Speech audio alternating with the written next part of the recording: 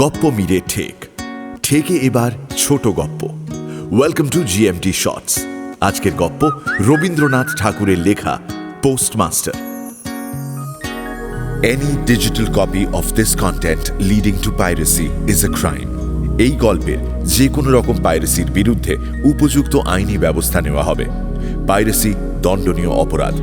অনুগ্রহ করে পাইরেসি করবেন না, পাইরেসি সাপোর্ট করবেন না। তাহলে শুরু করা যাক।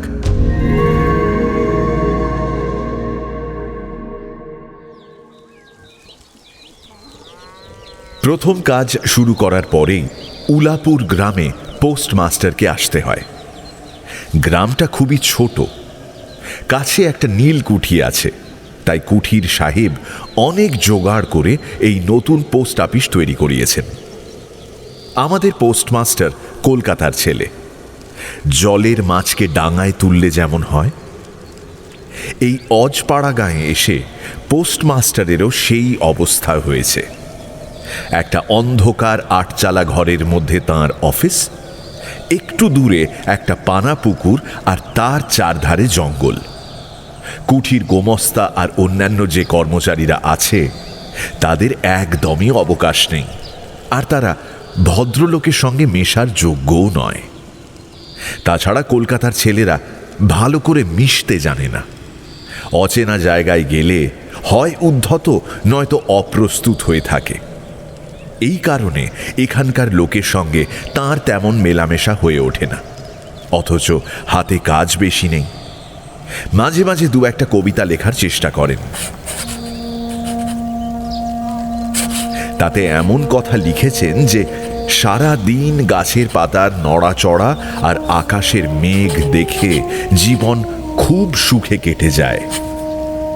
কিন্তু অন্তর্যামী জানেন, যদি আরব্য উপন্যাসের কোনো দৈত্য এসে এক রাতের মধ্যে এই ডালপালা সমেত সব গাছ কেটে পাকা রাস্তা বানিয়ে দেয় আর সারি সারি উঁচু বাড়ি আকাশের মেঘকে চোখের আড়াল করে দেয়, তাহলে এই আধমরা ভদ্র সন্তানটি আবার নতুন জীবন ফিরে পেতে পারে। পোস্টমাস্টারের মাইনে খুবই সামান্য। নিজে রান্না করে খেতে হয়, আর গ্রামের একটি মা বাপ মরা অনাথ মেয়ে তার কাজকর্ম করে দেয়, বিনিময়ে চারটে খেতে পায়। মেয়েটির নাম রতন, বয়স 12-13। বিয়ের তেমন সম্ভাবনা দেখা যায় না।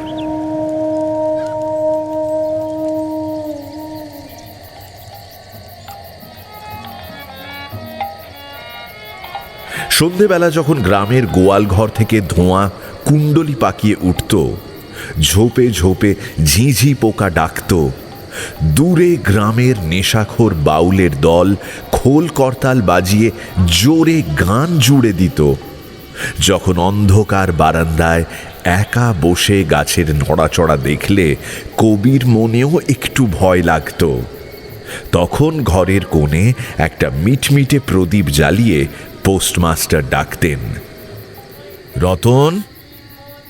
রতন দরজার কাছে বসে এই ডাকের জন্য অপেক্ষা করত, কিন্তু এক ডাকেই ঘরে আসতো না।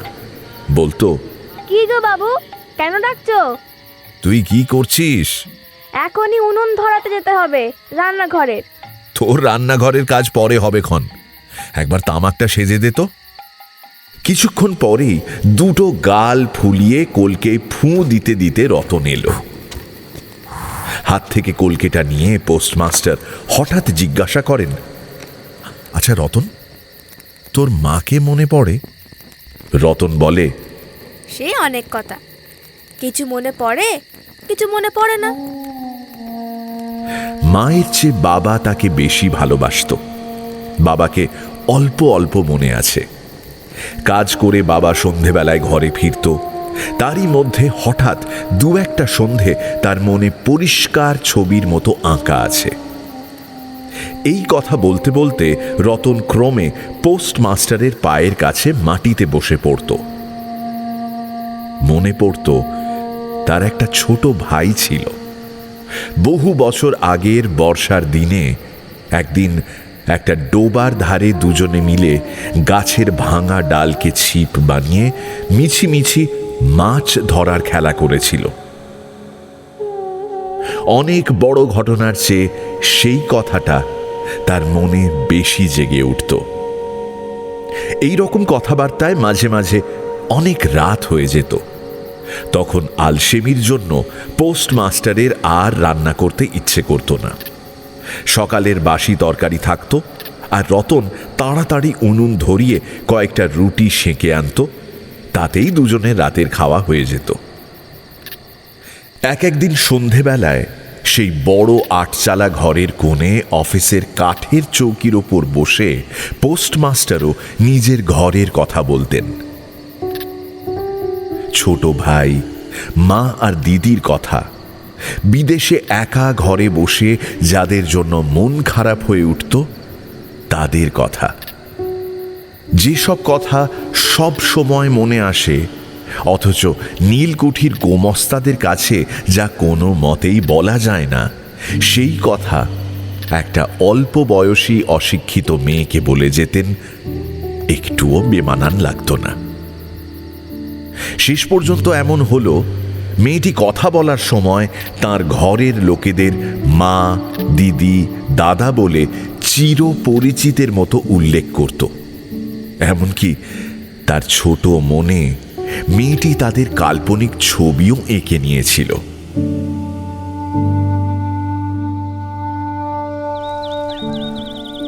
একদিন বর্ষাকালে মেঘ মুক্ত দুপুরে হালকা গরম মিষ্টি বাতাস দিচ্ছিল। রোদে ভেজা ঘাস আর গাছপালা থেকে একরকম গন্ধ উঠছিল। মনে হচ্ছিল যেন ক্লান্ত পৃথিবীর গরম নিঃশ্বাস গায়ের উপর এসে লাগছে, আর কোথাকার এক নাছোড় বান্দা পাখি তার এক টানা সুরের নালিশ সারা দুপুরবেলা প্রকৃতির দরবারে খুব করুণ সুরে বারবার আওড়াচ্ছিল। পোস্টমাস্টারের হাতে কাজ ছিল না। সেদিনের বৃষ্টিতে ধোয়া মসৃণ চকচকে গাছের পাতার ঢেউ আর পরাজিত বর্ষার ভেঙে যাওয়া অবশিষ্ট রোদে ঝলমলে স্তূপীকৃত মেঘ সত্যি দেখবার মতো ছিল। পোস্টমাস্টার তা দেখছিলেন আর ভাবছিলেন, এই সময় কাছে যদি নিতান্ত আপন কেউ থাকত, মনের সঙ্গে খুব ঘনিষ্ঠভাবে জড়িয়ে থাকা কোনো স্নেহময় মানুষের মূর্তি। ক্রমে মনে হতে লাগলো সেই পাখি ওই কথাই বারবার বলছে, আর এই জনশূন্য গাছের ছায়ায় ঢাকা দুপুরের পাতার মর্মর ধ্বনির অর্থ অনেকটা ওই রকম। কেউ বিশ্বাস করে না আর জানতেও পারে না, কিন্তু ছোট গ্রামের সামান্য মাইনের সাব পোস্টমাস্টারের মনে গভীর নীরব দুপুরে লম্বা ছুটির দিনে এই রকম একটা ভাবের উদয় হয়ে থাকে। পোস্টমাস্টার একটা দীর্ঘশ্বাস ফেলে ডাকলেন, রতন। রতন তখন পেয়ারা গাছের তলায় পা ছড়িয়ে কাঁচা পেয়ারা খাচ্ছিল। মনিবের কণ্ঠস্বর শুনে সঙ্গে সঙ্গে ছুটে এলো। হাঁপাতে হাঁপাতে বলল, ডাকছেন বাবু? তোকে আমি একটু একটু করে পড়তে শেখাবো বলে সারা দুপুরবেলা তাকে নিয়ে স্বরে অ স্বরে আ করলেন, আর এইভাবে অল্প দিনেই যুক্তাক্ষর শিখিয়ে ফেললেন রতনকে।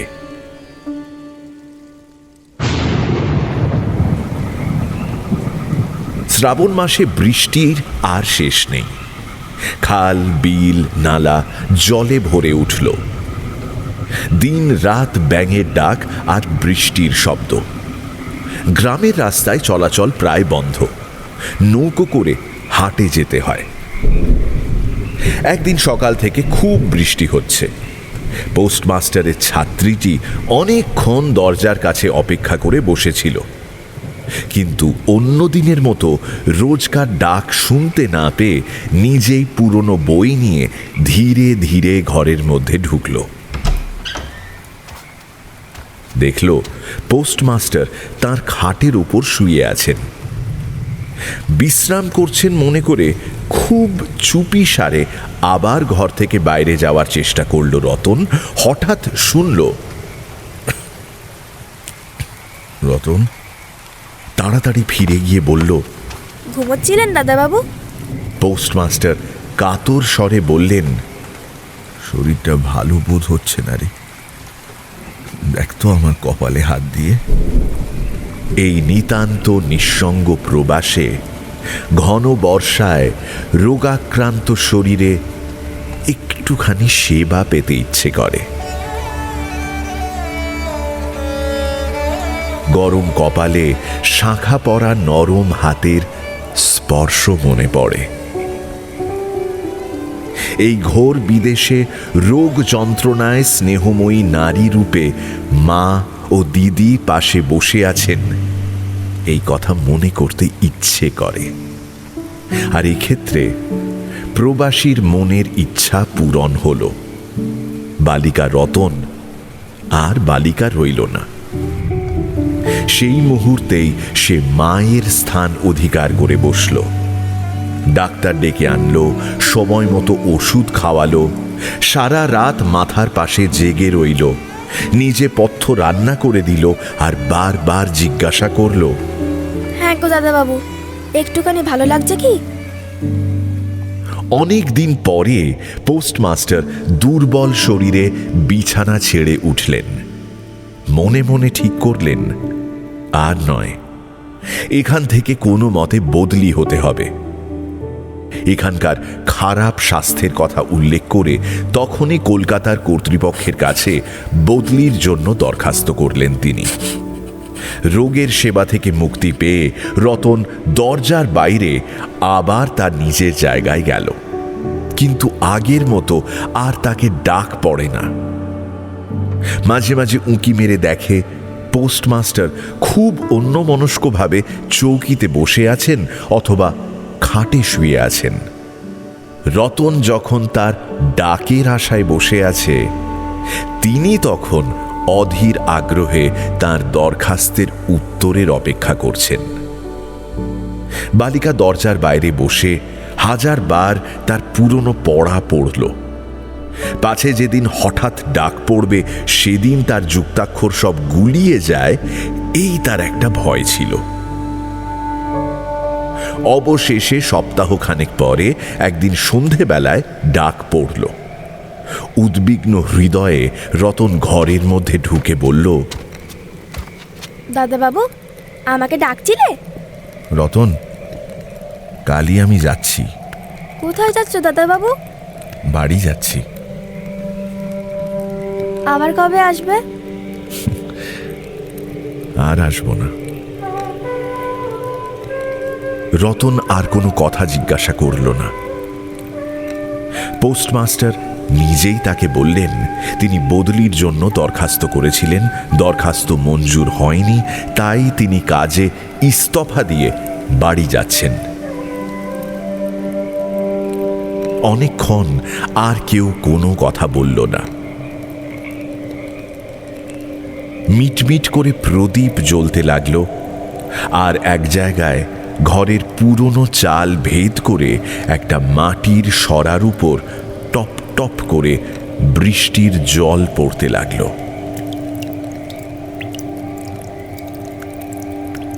কিছুক্ষণ পরে রতন আস্তে আস্তে উঠে রান্নাঘরে রুটি গড়তে গেল।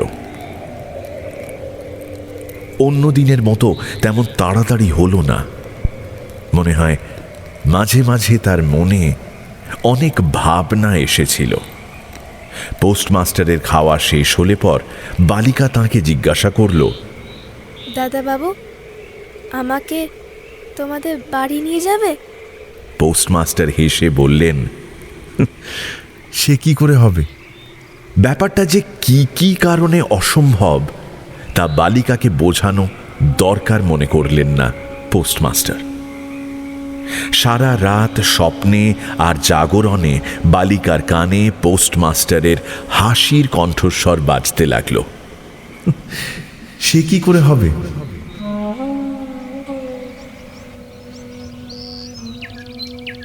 ভোরে উঠে পোস্টমাস্টার দেখলেন তার স্নানের জল ঠিক আছে। কলকাতার অভ্যাস মতো তিনি তোলা জলে স্নান করতেন। কখন তিনি যাবেন সে কথা বালিকা কি কারণে জিজ্ঞাসা করতে পারেনি, পাছে সকালে দরকার হয় এই জন্য রতন তত রাতে নদী থেকে তার স্নানের জল তুলে এনেছিল। স্নান শেষ হলে রতনের ডাক পড়ল। রতন চুপি সারে ঘরে ঢুকল আর আদেশের অপেক্ষায় একবার নীরবে মনিবের মুখের দিকে চাইল। প্রভু বললেন, রতন, আমার জায়গায় যে লোকটি আসবেন তাকে বলে যাব তিনি তোকে আমারই মতো যত্ন করবেন। আমি যাচ্ছি বলে তোকে কিছু ভাবতে হবে না। এই কথাগুলো যে খুব স্নেহের আর দয়ার্দ্র হৃদয় থেকে বেরিয়েছিল সে বিষয়ে কোনো সন্দেহ নেই, কিন্তু মেয়ের মন কে বুঝবে? রতন অনেক দিন প্রভুর অনেক বকুনি নীরবে সহ্য করেছে, কিন্তু এই নরম কথা সহ্য করতে পারল না। একেবারে কান্নায় ভেঙে পড়ে বলল, না না, তোমার কাউকে কিচ্ছু বলতে হবে না, আমি থাকতে চাই না। পোস্টমাস্টার রতনের এই রকম ব্যবহার কখনো দেখেননি, তাই অবাক হয়ে রইলেন। নতুন পোস্টমাস্টার এলো। তাকে সব দায়িত্ব বুঝিয়ে দিয়ে পুরনো পোস্টমাস্টার যাওয়ার জন্য প্রস্তুত হলেন। যাওয়ার সময় রতনকে ডেকে বললেন, রতন, তোকে আমি কখনো কিছু দিতে পারিনি, আজ যাওয়ার সময় তোকে কিছু দিয়ে গেলাম, এতে তোর দিন কয়েক চলবে। কিছু পথ খরচা বাদে তার মাইনের যত টাকা পেয়েছিলেন পকেট থেকে বের করলেন। তখন রতন ধুলোয় পড়ে তার পা জড়িয়ে ধরে বলল, দাদা বাবু, তোমার দুটি পায়ে পড়ি, তোমার দুটি পায়ে পড়ি, আমাকে আমাকে কিছু দিতে হবে না, পায়ে পড়ি আমি, আমার জন্য কাউকে কিচ্ছু ভাবতে হবে না, আমার জন্য কাউকে কিচ্ছু ভাবতে হবে না। এই বলে এক দৌড়ে সেখান থেকে পালিয়ে গেল রতন। আগের পোস্টমাস্টার নিঃশ্বাস ফেলে হাতে কার্পেটের ব্যাগ ঝুলিয়ে কাঁধে ছাতা নিয়ে মুটের মাথায় নীল আর সাদা ডোরা কাটা টিনের বাক্স চাপিয়ে ধীরে ধীরে নৌকোর দিকে চললেন। যখন নৌকোয় উঠলেন আর নৌকো ছেড়ে দিল, বর্ষায় ভরা নদী পৃথিবীর ছলছল করা অশ্রু জলের মতো চারদিকে ঢেউ খেলাতে লাগলো, তখন বুকের মধ্যে একটা কষ্ট অনুভব করতে লাগলেন। একটা সামান্য গ্রামের মেয়ের করুণ মুখ যেন এক বিশ্বব্যাপী বড় অব্যক্ত কষ্টের কথা প্রকাশ করতে লাগলো। একবার খুব ইচ্ছে হলো ফিরে যাই, পৃথিবীর কোল থেকে ছিটকে পড়া সেই অনাথিনীকে সঙ্গে করে নিয়ে আসি, কিন্তু ততক্ষণে পালে বাতাস লেগেছে। বর্ষার স্রোত খুব জোরে বইছে। গ্রাম ছাড়িয়ে নদীর ধারের শ্মশান দেখা দিয়েছে, আর নদীর স্রোতে ভেসে যাওয়া পথিকের উদাস মনে এই সত্যিটা জেগে উঠল, জীবনে এমন কত বিচ্ছেদ, কত মৃত্যু আছে, ফিরে গিয়ে কি হবে? পৃথিবীতে কে কার? কিন্তু রতনের মনে কোনো তত্ত্বের উদয় হল না। সে সেই পোস্ট অফিস ঘরের চারদিকে কেবল চোখের জলে ভেসে ঘুরে ঘুরে বেড়াচ্ছিল। বোধহয় তার মনে ক্ষীণ আশা জেগেছিল, দাদাবাবু যদি ফিরে আসে। সেই বাঁধনে পড়ে কিছুতেই দূরে যেতে পারছিল না রতন। হায় বোকা মানুষের মন, ভুল কিছুতেই ঘোচে না, যুক্তির কথা অনেক দেরিতে মাথায় ঢোকে। জোরালো প্রমাণকেও অবিশ্বাস করে মিথ্যে আশাকে দুহাত দিয়ে জড়িয়ে বুকের ভিতরে প্রাণপণে ধরে রাখা যায়। অবশেষে একদিন সব নাড়ি কেটে হৃদয়ের রক্ত চুষে সে পালিয়ে যায়। তখন জ্ঞান ফেরে, আর দ্বিতীয় ভুলের ফাঁদে পড়ার জন্য মনটা ব্যাকুল হয়ে ওঠে।